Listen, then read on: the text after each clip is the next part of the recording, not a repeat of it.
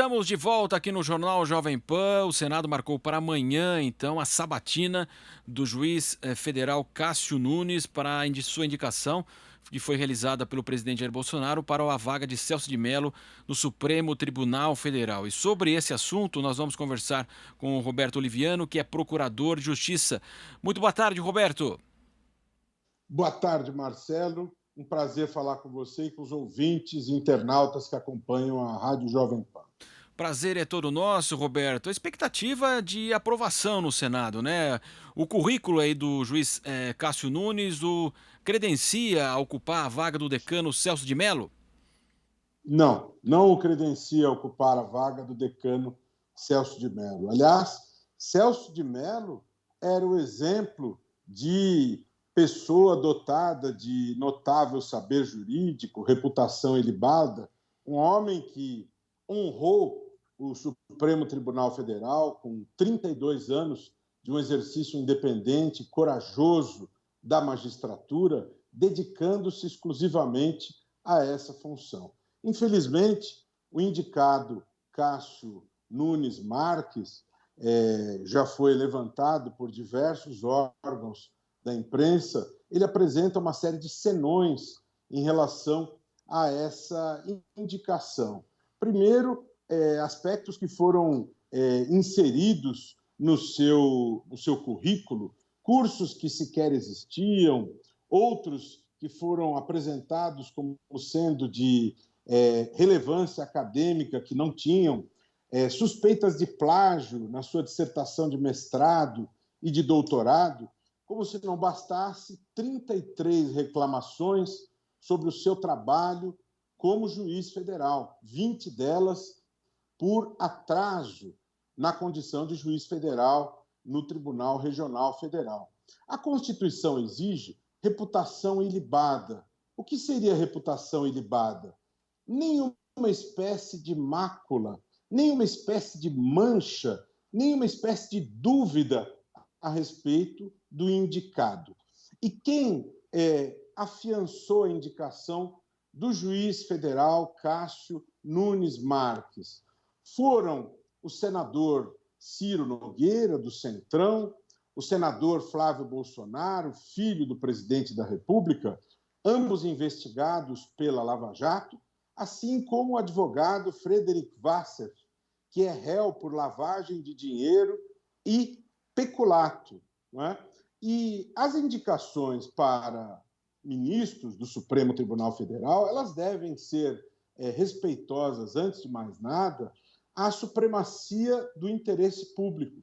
Então, com todo respeito ao presidente da República, eu penso que estas indicações devem observar este tipo de interesse. Pouco importa tomar ou não tubaína com o indicado. O que importa é a reputação ilibada, é o notável saber jurídico, é escolher aquele que prestará o melhor serviço à sociedade brasileira, como prestou Celso de Mello, um grande vulto que trabalhou no Supremo Tribunal Federal, devotado ao povo brasileiro, como também fez Aires Brito, que foi um brilhante ministro do Supremo Tribunal Federal. Eu, honestamente, com todo respeito, não vejo essas características presentes no indicado Cássio Nunes Marques.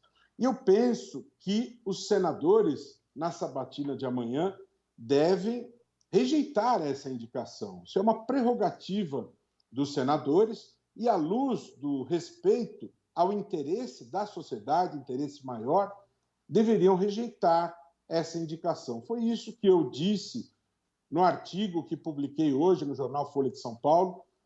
Defendi a rejeição dessa indicação, devendo-se observar a supremacia do interesse público como interesse maior que deve estar presente nestas escolhas. Não o compadrio, não o interesse menor, não os conchavos de bastidor, mas o interesse maior da sociedade brasileira. Escolher o mais preparado, aquele que tem as melhores condições de exercer as altas funções de integrar a Suprema Corte do país para ser o grande guardião da Constituição, o defensor dos direitos fundamentais, como foi Celso de Mello ao longo dos 32 anos que concluiu recentemente.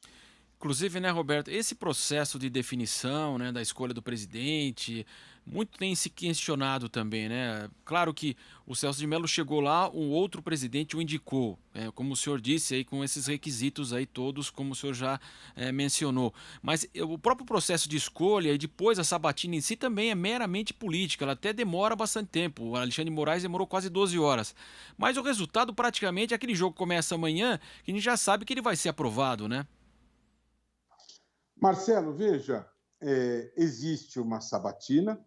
Essa sabatina ela deve servir para que os senadores indaguem ao indicado tudo aquilo que deve ser realmente indagado sobre temas de importância capital, como, por exemplo, qual a percepção do indicado em relação à agenda anticorrupção. Essa é uma das principais angústias da sociedade brasileira.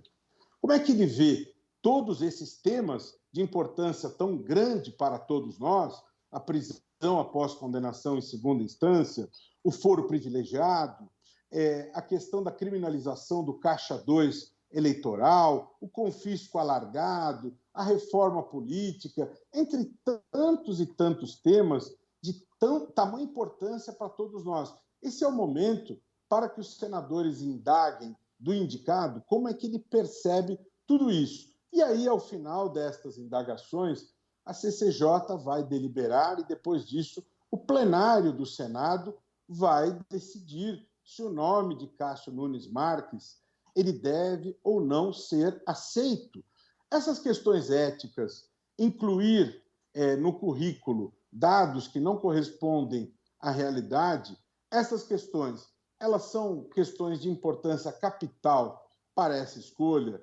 Essas questões que dizem respeito à integridade, isto é relevante ou não? Quem decide isso são os senadores, eles foram eleitos pela sociedade para cumprir este papel. O senador ele não é só aquele que propõe projetos de lei, mas também ele tem essa missão de verificar estas indicações, verificar se elas são adequadas, sabatinar e aprovar ou não esses nomes.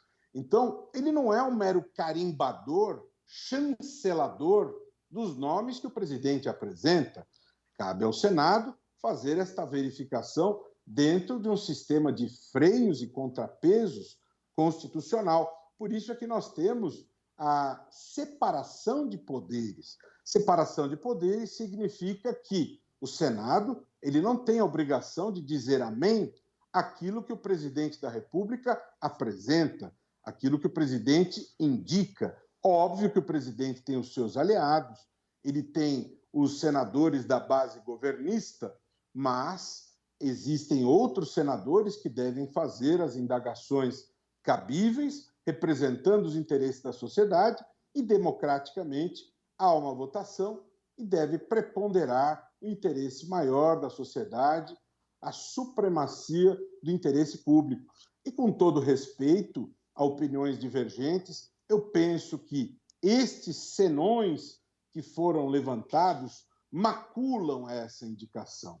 Eu penso que nós precisamos de outro nome para o Supremo. Inclusive, países como a Alemanha, por exemplo, reservam metade das vagas para juízes de carreira. Hoje nós temos no Supremo Tribunal Federal, dos 11 integrantes, agora saiu o Celso de Mello, mas dos atuais ocupantes, apenas 2 deles são juízes concursados de carreira. Apenas Luiz Fux, da Magistratura Estadual do Rio de Janeiro, e Rosa Weber, juíza do trabalho de carreira. Os demais, nenhum deles é juiz de carreira. E é importante que nós tenhamos um número substancioso de magistrados de carreira. A tarefa do Supremo Tribunal Federal é julgar. É importante que nós tenhamos um número maior de juízes de carreira, porque, afinal de contas, essa é a tarefa, julgar, defender, proteger a Constituição, proteger os direitos fundamentais. Essa é uma oportunidade para que o presidente da República traga à Suprema Corte um número maior de juízes de carreira. Haverá uma vaga novamente em julho do ano que vem, quando o ministro Marco Aurélio se apresenta. E em relação à escolha, eu penso, inclusive, defendo a ideia de mudança de regras. Acho que seria bem-vinda a ideia de mandato para os ministros do Supremo e também acho que nós precisamos desconcentrar o poder de escolha, ouvindo mais instituições. Isso seria democrático, isso traria arejamento nessa escolha, traria mais transparência, faria com que a sociedade, de uma maneira melhor, estivesse representada na maneira de escolher os novos ministros da Suprema Corte. Afinal de contas, as deliberações dos ministros do Supremo Tribunal Federal, elas repercutem na vida da sociedade. Amanhã, por exemplo, o Supremo vai decidir sobre o afastamento do senador Chico Rodrigues, no Cueca Gate, não é? Sobre o afastamento do senador, e todo o país aguarda por essa deliberação, e muitos temas são examinados todos os dias Inclusive, pelo né, Supremo Roberto? Tribunal Federal. Inclusive, né, como o senhor disse, né, essa questão da percepção da opinião pública em relação às decisões, ninguém consegue entender como um traficante condenado em 2 instâncias, 25 anos, 4 toneladas na última operação, esse cara consegue sair pela porta da frente numa deliberação do ministro do Supremo Tribunal Federal. Como é que ele conseguiu arrumar argumento jurídico para Muito libertar bem. um cara desse? Na verdade, como se percebeu, Marcelo, esta visão que foi colocada pelo seu advogado foi uma visão que apenas sensibilizou um único ministro, o ministro Marco Aurélio, que concedeu a liminar. Todos os demais ministros divergiram deste ponto de vista. Nós tivemos uma série de problemas nessa decisão, a começar do fato de que foi um ex-assessor do ministro Marco Aurélio que impetrou esse habeas corpus. Eu, se fosse ministro do Supremo, no lugar do ministro Marco Aurélio, com todo o respeito que tenho a ele, eu me daria por impedido. Eu não me sentiria confortável em examinar este pedido pelo vínculo que teria mantido com este impetrante. Ele não se deu por impedido, examinou esse requerimento. Em segundo lugar, houve uma manipulação, a meu ver, indevida por parte do advogado, porque ele distribuiu e, quando o caso caía para outro ministro, ele desistia e distribuía um novo habeas corpus até que caísse para o ministro Marco Aurélio. Isso viola o princípio do juiz natural. Isso manipula, vicia a distribuição e vicia a ideia da imparcialidade da justiça. Isso não é razoável, não é aceitável, tanto que o ministro Fux, preocupado com isso, já determinou providências para que episódios como esse não mais ocorressem.